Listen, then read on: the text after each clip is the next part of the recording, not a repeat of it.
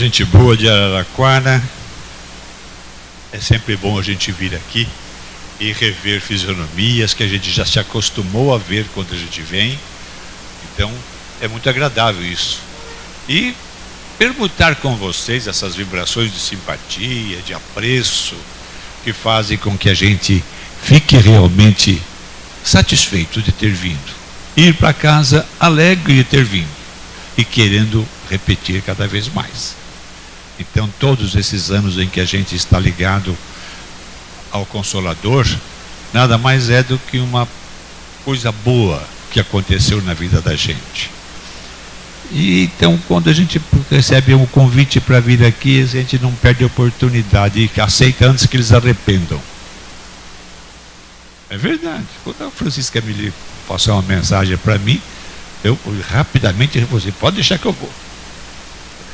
Não pode perder essa oportunidade, não é? Mas é coisa interessante.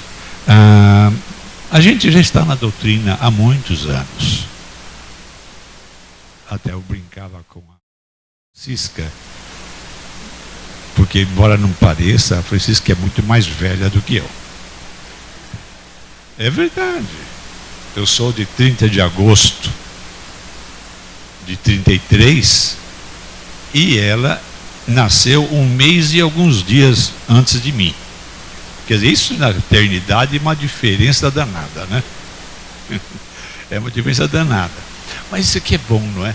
A gente saber brincar, saber ter essa amizade, essa coisa gostosa da gente entender as pessoas, compreender as pessoas e estar junto delas, trocando e permutando essas vibrações tão agradáveis de amizade, de fraternidade, que felizmente reina entre nós espíritas.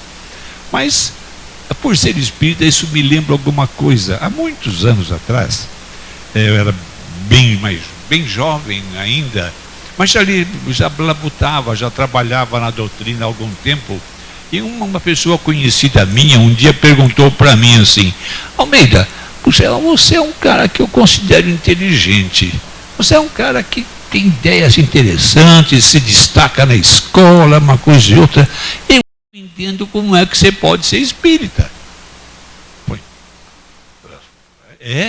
é? Mas por que você não entende? Porque, na verdade, é uma coisa para mim tão absurda, tão ilógica, quer dizer que a gente volta aqui para conversar com os que estão aqui ainda, dizer coisas que para mim não cabem dentro do Evangelho, não cabem na igreja, não cabem em lugar nenhum, e você é assim. Eu disse para ele o seguinte: olha, faça um raciocínio ao contrário. Se o Almeida, como você diz, é inteligente, é dedicado, é isso e aquilo, a doutrina espírita não deve ser coisa ruim, porque senão ele não estaria envolvido nela. Pense de maneira diferente, não é? Não pense pelo lado achando que a gente, como é que pode ser espírita? Pense de um jeito diferente. Puxa vida, o espiritismo deve ser uma coisa boa, porque eu conheço gente boa que está na doutrina espírita. E vocês todos conhecem uma porção de pessoas que estão aqui presentes e algumas que aqui não estão, que são espíritas. Então, a gente vai se perguntando: por que a gente é espírita? Qual a razão que fez com que nós sejamos espíritas? Para mim foi muito interessante, e eu respondi para ele naquela ocasião: olhe, eu me tornei espírita porque eu tinha muitas dúvidas antes. Quando eu perguntava, por exemplo, para o sacerdote: escute, por que aqui na Terra há tantas diferenças? Por que uns sofrem, outros são felizes? Por que uns têm saúde e outros estão doentes? Porque os hospitais estão cheios de algumas pessoas, às vezes com doenças irreversíveis, e outros estão aí nas praças esportivas, praticando esporte de uma maneira tão sadia, ou então nos salões de baile, rodopiando ao som de valsas, de uma maneira alegre e feliz. Por que será que isso acontece? Eu questionava, no caso, o sacerdote. Ele parava, pensava e dizia o seguinte: olha, tem coisas que não é dado a nós saber. coisas que Deus sabe o que faz, como faz, mas que nós não podemos entender como é que ele faz isso e por que faz. Eu falei, puxa vida, mas que Deus misterioso é esse, que não me dá uma razão lógica para a gente entender o ser humano. Então o que nós estamos fazendo aqui na Terra, se caso a gente não sabe por que isto nos acontece, aquilo não acontece, porque nossa casa às vezes é um lugar de extrema felicidade, de alegria, de paz, e outros lares estão em completa guerra, degladiando-se esposa e esposo, filhos, às vezes degladiando-se em lutas tanto orais como também às vezes até físicas. Por que alguns estão tão alegres e felizes e outros às vezes tão tristes? O que leva alguém a desistir da vida pelo caminho do suicídio, e outros lutam pela vida de uma maneira tremenda, agarrando-se a ela de qualquer forma e querem viver? E o sacerdote não sabia me explicar.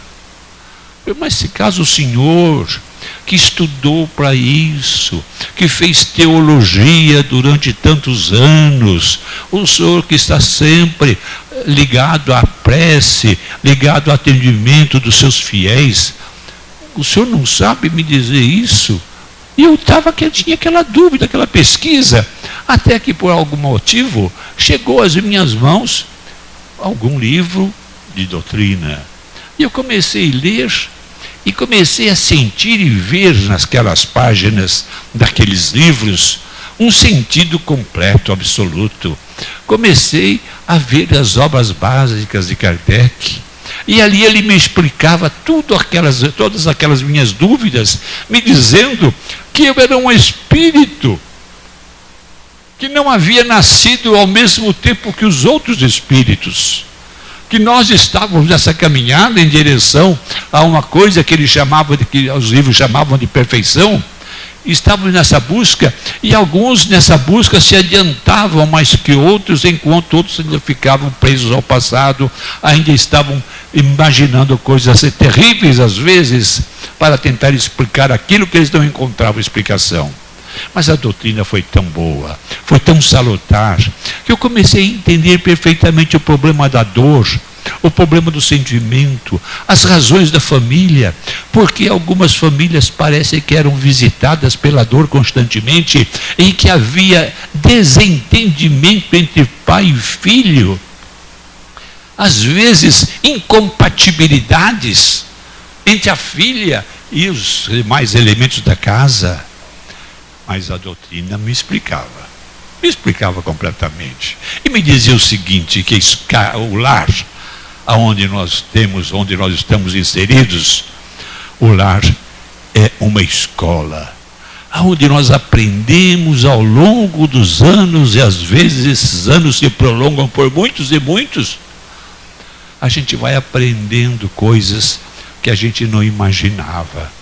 Vai aprendendo, por exemplo, da importância de nós fazermos a reformulação dos nossos sentimentos, de nós fazermos o tratamento interior das coisas que nós sentimos e que nós pensamos, sabendo que alguma coisa nos fala o seguinte: você não pode desejar o mal de ninguém, embora você não goste dele. Pode ser que a companhia dele não seja uma companhia agradável, mas isso não faz com que você não goste dele. Ele tem a vida dele, você tem a sua. E então a gente foi entendendo coisas que eu não encontrei explicação em outras religiões. Isso a doutrina foi trazendo para mim aquela segurança e o entendimento de Deus melhor do que eu entendia. Confesso para vocês que até hoje eu não entendo ainda Deus. Ainda não dá para mim entendê-lo na sua plenitude, na sua enorme perfeição, que a gente está tão longe de alcançar.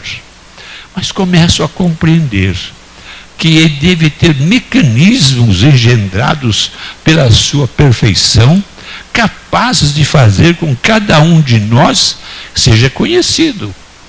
Jesus conhece cada um de nós pelo nome, coisa que a gente não sabe.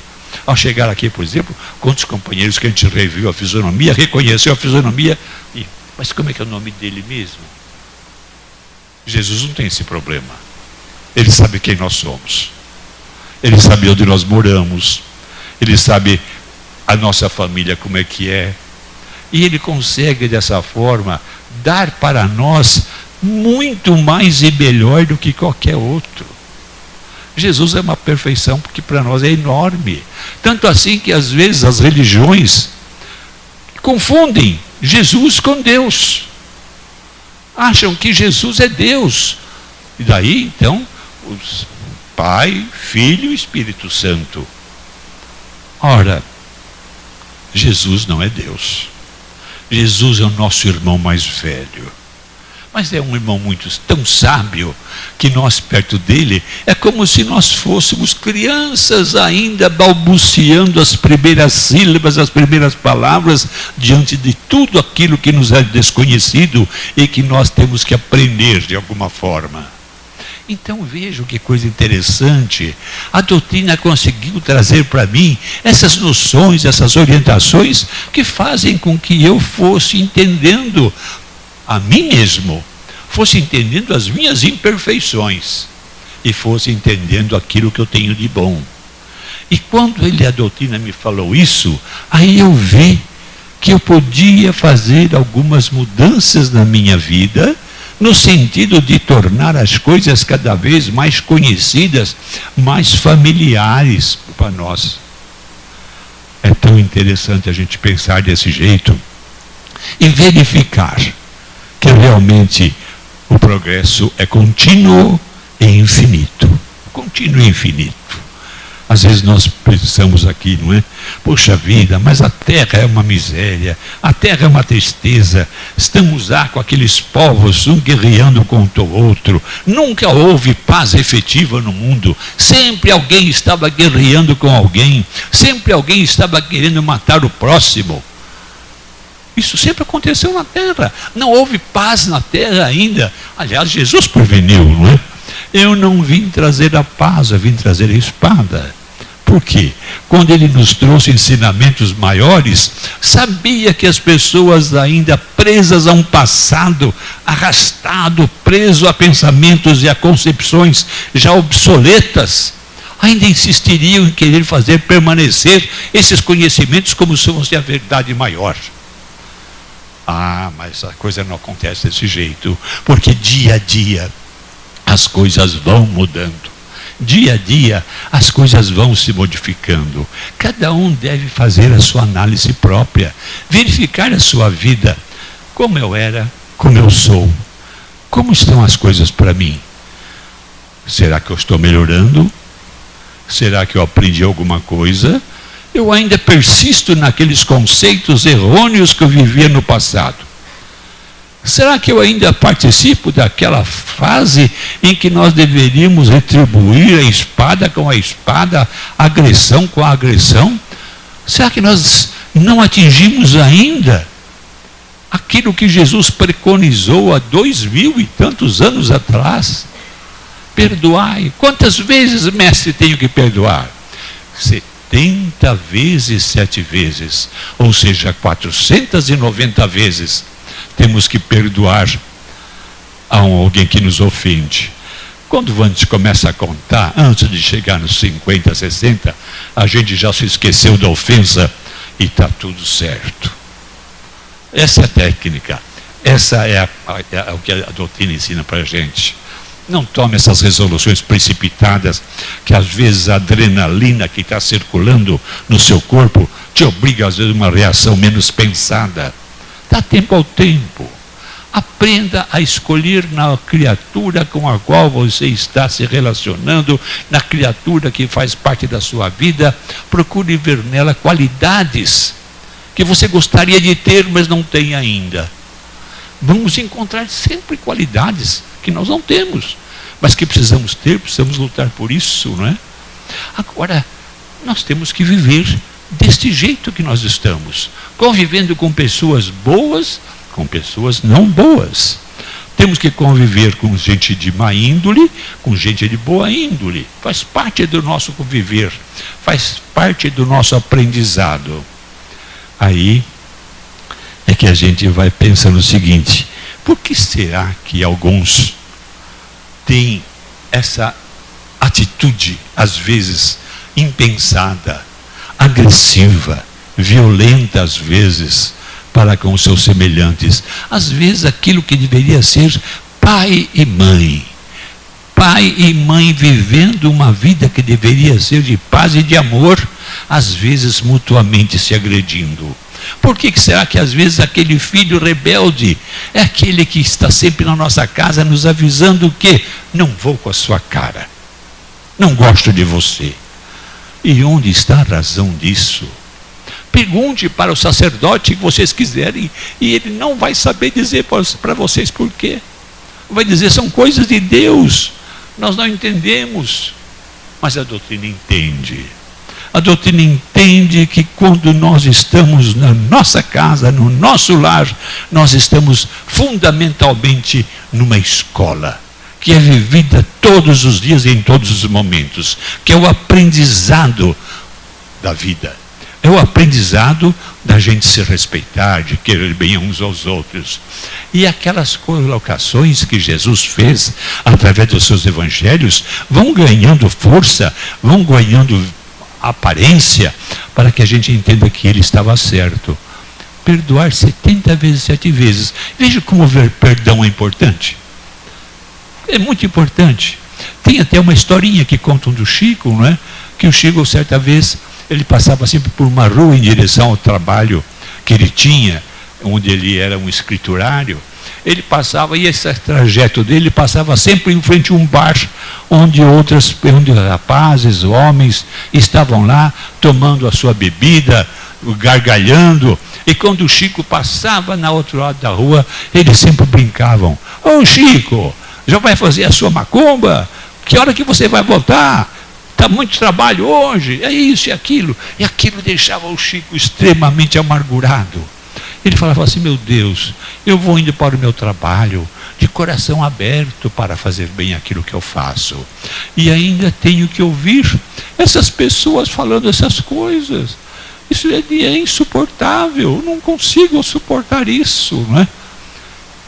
E Emmanuel falava para ele: Chico, perdoar sempre. Mas quantas vezes, Emmanuel? 70 vezes 7 vezes foi o que o Jesus falou para nós. Aí o Chico falou assim: tá bem, concordo, não tem discussão. E o Chico passou a começar a contar.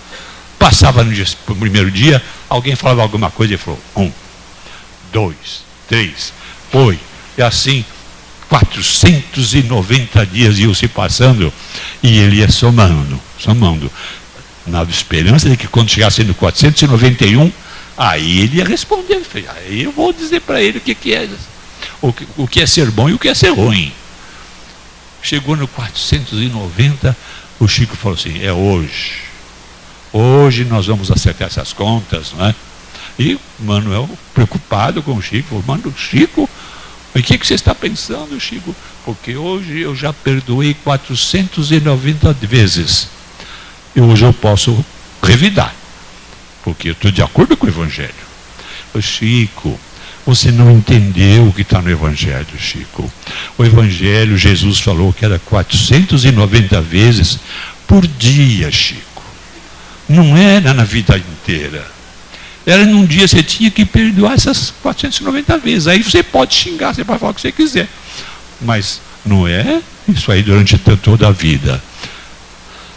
O Chico resolveu falar: não revido mais. E quando ele pensou em não revidar mais, ele percebeu que as ofensas pararam de funcionar. Pararam de ser agredido oralmente pelas pessoas que estavam no bar, não é?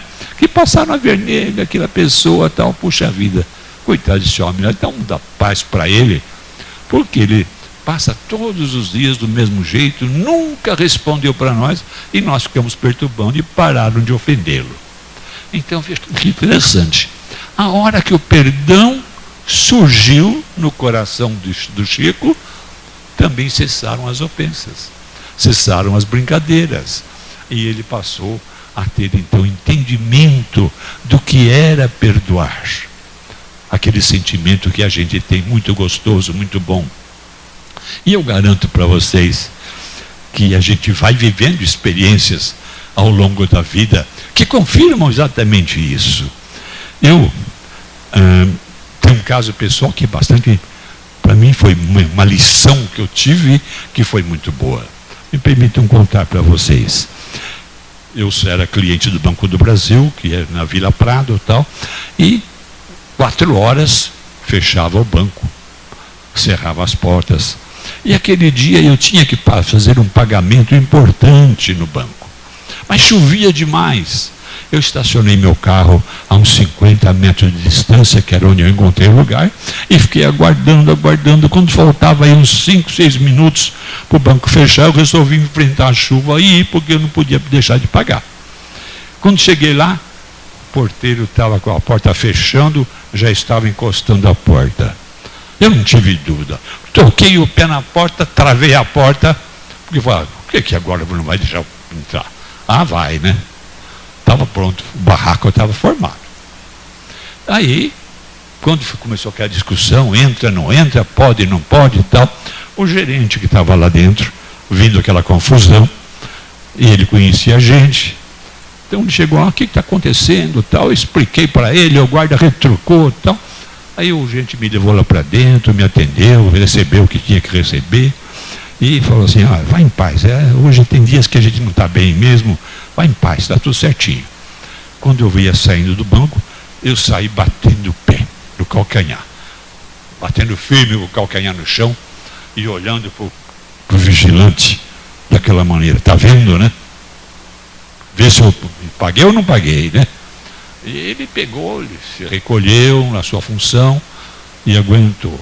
Eu fui para casa, mas fui para casa com o meu coração apertado, aquilo estava me incomodando muito. E eu falava assim, puxa vida, uma porcaria de pagamento me deixou nesse estado de alma, nesse estado de espírito, né? Por que eu fui fazer essa atitude tão impensada? Eu podia ter chegado, conversado com ele, explicado, mas não, já meti o pé na porta. E assim eu fui para casa. Minha esposa, quando eu cheguei em casa, ela olhou para mim e falou assim, o que aconteceu? Mulher tem uma sensibilidade para essas coisas que é impressionante. Eu falei, não aconteceu nada, né? Mas como não aconteceu? Estou vendo o que aconteceu, porque você não é assim. O seu semblante está diferente, não é? O que ocorreu? Aí eu expliquei para ela o que tinha acontecido, mas aquilo tinha me feito muito mal. Eu estava me sentindo muito mal com aquele episódio. Ela falou assim, mas não sofra por isso. Amanhã você levanta, depois da hora que o banco abrir, vai lá no banco, conversa com o guarda, pede desculpa para ele, conversa com ele um pouco e pronto, você vai ficar bem. Eu pensei, é assim mesmo que eu vou fazer. Assim, e foi com essa decisão. No dia seguinte, peguei meu carro, fui novamente, passei na frente do banco, tinha uma porção de lugares para estacionar, mas eu não vi nenhum. Passei, porque não queria ver lugar nenhum para me estacionar. Passei, aí voltei para casa. Ela falou para mim assim, você não foi ao banco. De cara já me deixou derrubado, né? Porque eu não tinha ido mesmo. Aí eu falei, puxa vida, eu não fui, não tive coragem. Eu falei assim, puxa vida, eu estava certo, agora ainda vou ter que pedir desculpa para o homem ainda, apesar de dar certo, né? Vou pedir desculpa para ele, não é? Ela falou assim, mas custa alguma coisa? Fala, pede desculpa, você se livra do problema. Se ele tiver problema, fica com ele, o problema não fica com você. Você se livrou do problema. Falei, mulher inteligente. É isso mesmo que eu vou fazer. Aí no dia seguinte eu fui decidido a conversar. Cheguei lá, tal, entrei no banco assim meio sem jeito e falei para ele assim, olha, eu vim aqui só para te pedir desculpa daquele incidente que a gente teve. Eu estava nervoso, o senhor precisava pagar, o senhor não me deixou entrar, eu fui agressivo, fui mal educado, o senhor me desculpa. Ele olhou para mim e falou assim, Ainda bem que o senhor reconheceu que estava errado. Aquilo subiu de novo. A que chegou aqui, não deixei de passar. Não deixei passar. Falei, não vai subir. Vai baixar outra vez. E eu não respondi nada para ele. Falei, não, você tem razão. Falei para ele, você tem razão, eu realmente não fui legal com você, mas me desculpa, me perdoa, tal. Ele falou assim, seu doutor, não se incomode com isso. O senhor não imagina que todo dia temos problemas aqui na entrada, todo dia tem problema. Se eu fosse sofrer pelos problemas que eu tenho aqui sempre, eu já tinha morrido de tanto raiva que eu passo. Então, não liga para isso, seja meu amigo, nós somos amigos, tal. Vamos esquecer tudo isso. E assim foi. Quando eu voltava ao banco todos os dias, ele era o primeiro a me cumprimentar. E assim, então, passaram-se os dias. Até que um dia eu cheguei ao banco, ele não estava no banco. Perguntei por ele, não, ele saiu do banco, ele está trabalhando numa outra firma, e não sei aonde, ele está trabalhando em outro lugar. Assim passaram mais de mês. Eu fui abastecer meu carro num posto de gasolina. Lá em São Carlos tem um lugar lá que chama, hoje não existe mais, hoje é o Savenago, que tem um supermercado lá. Mas naquele tempo era uma cooperativa de produtores agrícolas que tinha lá. E tinha um posto de gasolina para servir as pessoas que eram sócias lá, não é? Então eu cheguei lá para abastecer, e quando eu olho lá no outro prédio, na porta lá, estava lá o nosso amigo fardadinho, fazendo o seu trabalho. E falei assim, puxa vida, olha aí, eu vou bater um papo, eu vou dar um alô para ele.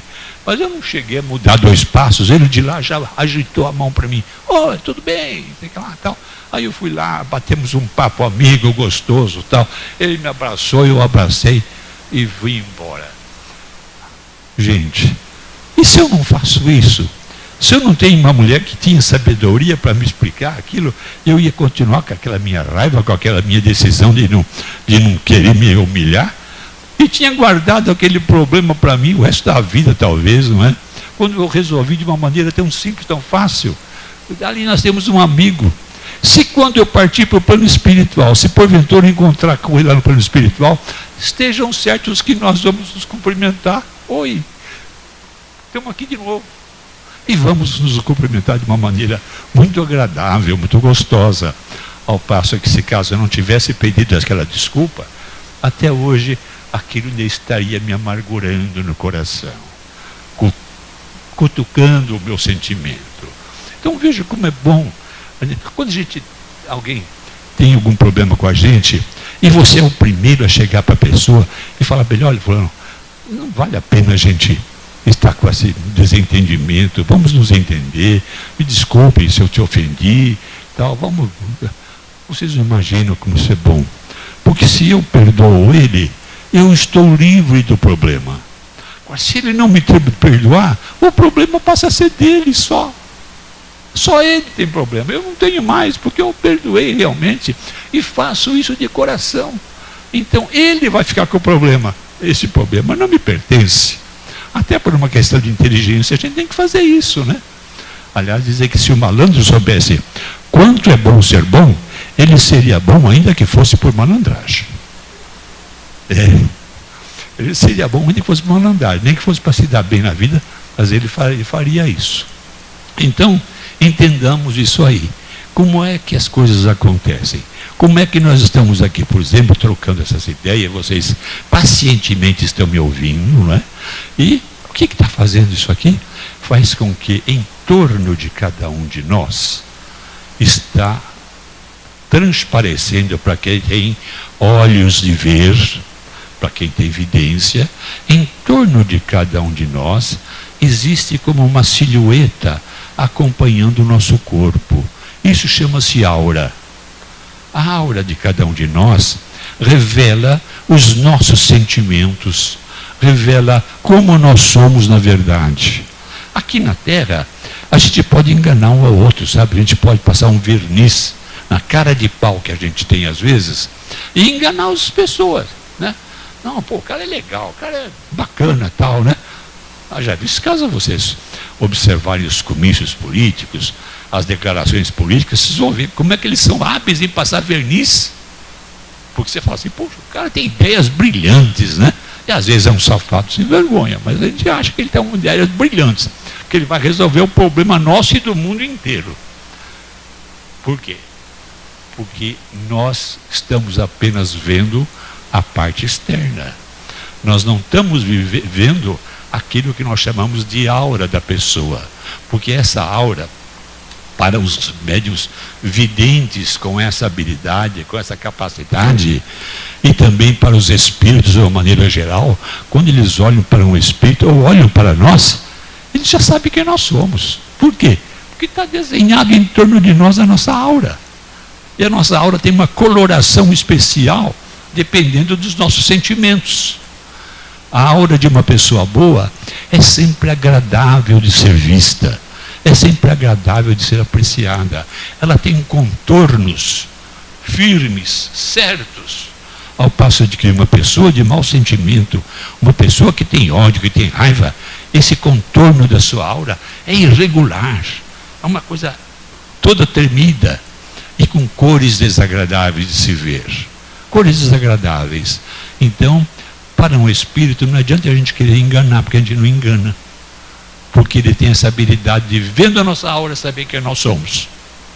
Aí, não adianta a gente querer falar bonito, não adianta a gente querer saber dourar a pílula do jeito que a gente quer, porque eles sabem quem nós somos. Está visível isso.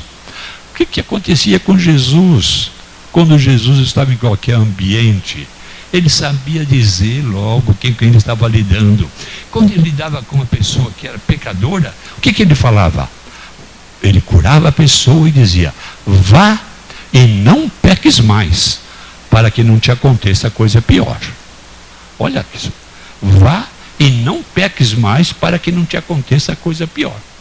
Ou seja, não adianta a cura vir se eu não mudar interiormente quem eu sou, se eu não transformar o meu coração em sentimentos bons, em sentimentos agradáveis, sentimentos de amor ao próximo.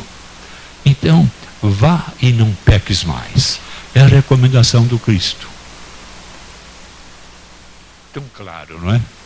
Mas vocês ouvem, porventura, essas frases serem repetidas por aí, nos templos religiosos que estão por aí? Não houve. São frases que não são exploradas. O que nós exploramos, às vezes, nessas igrejas que a gente vê por aí, não é? Exploramos a confiança que é explorada no sentido de nós sermos grandes doadores, ou então submetermos aqui essa situação a outra situação. Então é preciso que a gente veja na doutrina espírita esse aspecto. Vejam agora no começo da palestra, nós todos sendo convocados para participar de uma atividade boa, festiva, para quem gosta de carne, para quem gosta de churrasco, então é uma maravilha. Mas com isso, a gente está contribuindo para resolver o problema de pessoas que nós nem conhecemos. E nisso está o valor das nossas atitudes. Ajudamos sem olhar a quem. É aquela história. Não saiba a mão direita o que faz a esquerda, ou a esquerda o que faz a direita.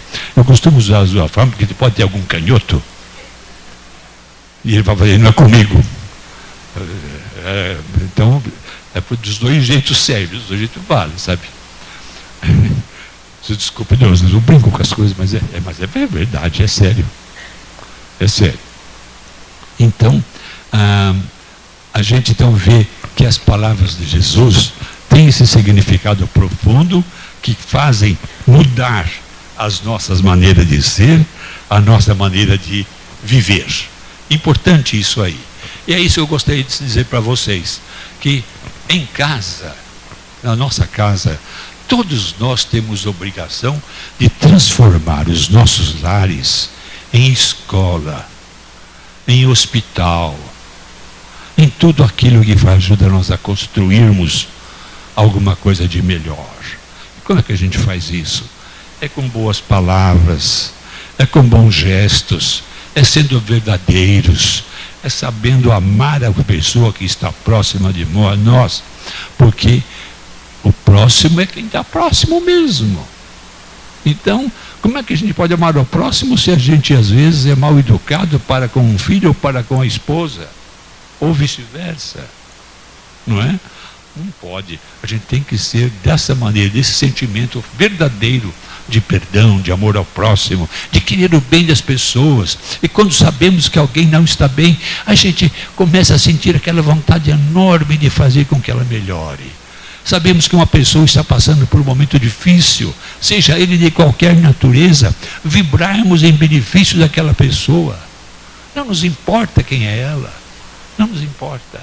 A gente tenta fazer isso e quer fazer isso para que todos possam estar bem, para que todos possam estar felizes.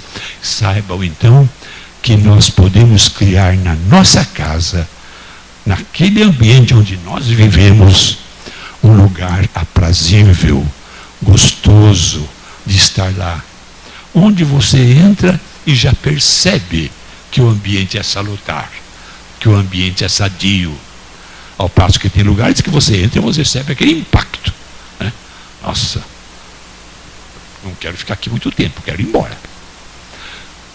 Quais os lugares menos vibração pior? A gente costuma citar logo assim, os bares, por exemplo, né? Os lugares onde se consome bebida alcoólica em maneira excessiva, os lugares onde se fala somente de coisa errada, se fala mal de um, se fala mal do outro, se fala mal da família, se fala mal da mulher, se fala mal de tudo. Não tem uma palavra, uma palestra construtiva num bar. Aí você, pô, mas quem que gosta de ficar num lugar desse? Ninguém gosta. Tem gente que gosta e gosta muito. Eu tinha uma pessoa de minha família que gostava de um bar e bebia. E eu falava para ele assim, fulano, como é que você consegue ficar no bar escutando aquele papo furado, aquelas coisas horrorosas, horas e horas e horas? Ele falava para mim assim, é uma delícia. Se eu pudesse, eu morava lá. Ou seja, a pessoa se sente bem de acordo com o que ela é, com o ambiente onde ela está. Quantas vezes a gente punha ele no carro e levávamos ele para o centro para ouvir a palestra e tomar um passe? Quantas vezes a gente fazia isso? Ele chegava, a cadeira parece que tinha formiga, né? Porque ele virava para um lado, virava para o outro, não estava bem, estava incomodado naquela situação. O que acontecia? Quando você menos percebia, ele sumia. Tinha ido embora, estava na esquina, estava conversando lá fora com não sei quem. Ou seja, estava afinado não com aquele ambiente. Aquele ambiente era desagradável para ele. O ambiente bom dele era o bar. Era onde se fazia essas coisas. Agora, sofria as consequências? Claro que sofria. Teve tuberculose, morreu de uma maneira desagradabilíssima, muito, muito triste mesmo. Por quê? Porque a vida dele foi assim, bagunçada, triste e tal. Então a gente tem que pensar nisso, gente. Fazer com que a nossa casa seja um lugar onde todos possam entrar lá e falar assim, puxa, mas que lugar gostoso. Como é gostoso aqui a gente estar aqui. Aqui o ar parece que é diferente. O ar não é tão diferente. O que é diferente é o ambiente fluídico que impera naquele lugar. E cada um de nós que está aqui, desse local, estamos colocando para fora de nós essas vibrações. Estamos formando aqui aquilo que os hindus chamam de egrégora. O que é egrégora? É o ambiente espiritual aonde nós estamos imersos. Onde nós estamos imersos. Então, isso é a somatória do ambiente espiritual de cada um de nós, dividido pelo nosso número. É interessante isso. É uma média. Então, aqui o ambiente pode ser extremamente salutar, médio ou ruim, dependendo de quem está aqui. Daí a nossa responsabilidade. de quando formos fazer uma coisa no centro, por exemplo, nos prepararmos para ir ao centro, nos prepararmos espiritualmente, em todos os sentidos, na alimentação, nos nossos sentimentos, nas nossas mentes, nas nossas leituras, no nosso trato com as pessoas que nos circundam. Temos que fazer dessa forma.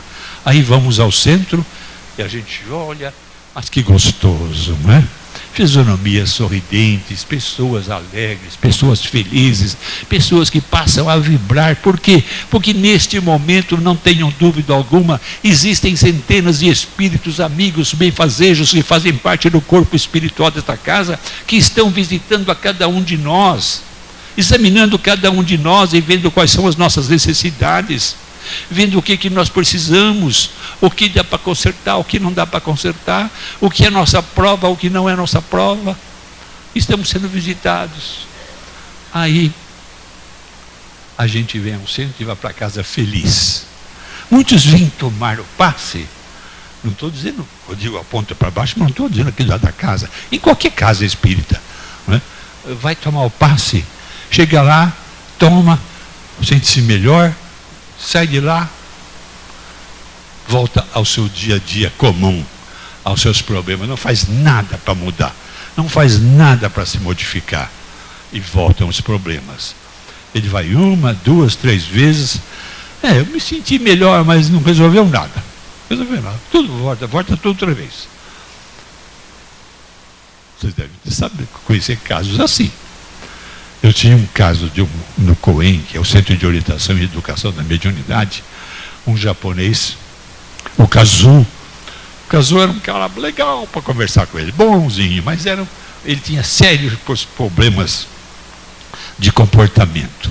Gostava de dar umas voltas, era casado e nem sempre era aquela pessoa amável e amorosa para com a esposa, para com os filhos. E o Kazu começou a frequentar o COEM e revelou-se um bom médium, com a sua faculdade mediúnica muito interessante, muito boa.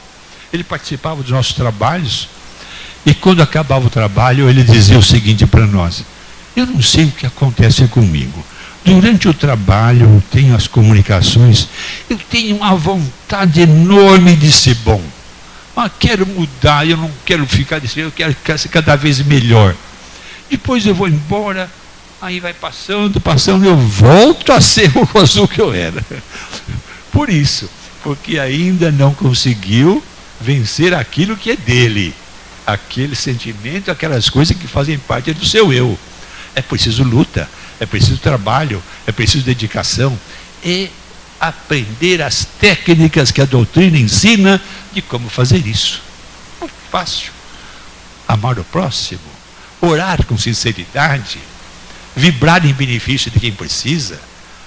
Isso faz parte da técnica e é uma coisa que se aprende, é uma coisa que se acostuma.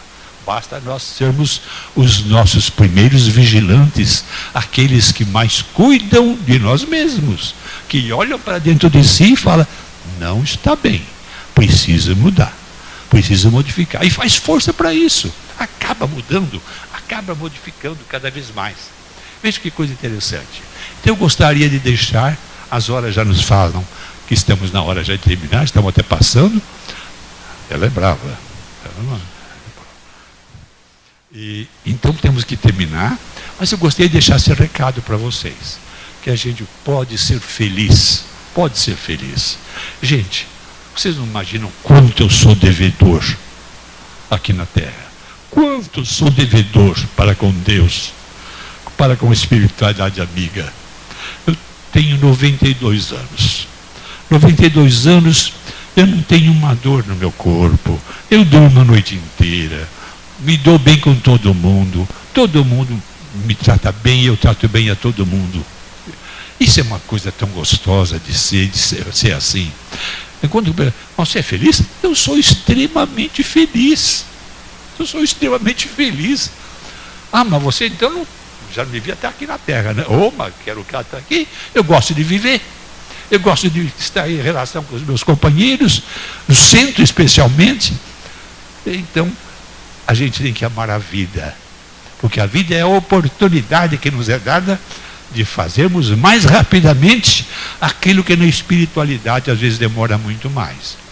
E quando nós temos na nossa contabilidade divina, nós temos conta por acertar, gente, é aqui que nós vamos acertar as contas. É aqui que nós vamos acertar a conta. Não adianta reclamar do mundo. Não adianta reclamar do mundo. Porque o mundo é aquele lugar que nós merecemos. Não merecemos o diferente. Seja o regime político que tiver vigente naquele local, tal. Se estamos implantados, nós estamos precisando de passar por isso. E é muito interessante. Essa é uma frase da doutrina. Na reencarnação, ninguém erra de endereço. Você vai para o endereço que você precisa estar. Ok? Gente, obrigado por vocês terem me ouvido. Espero que vocês levem de mim a melhor impressão, porque eu consigo pelo menos enganar vocês. Porque eu estou encarnado ainda, né? Se eu tivesse desencarnado, vocês iam olhar e falar, esse cara não é nada disso. Mas ainda dá para enganar. Então eu quero que vocês me queiram bem, porque eu amo a todos vocês e desejo de todo o coração que vocês sejam muito felizes. Que Deus abençoe a cada um de vocês. Que os lares de vocês sejam aquele local aonde Jesus teria vontade de bater na porta e dizer, eu estou aqui.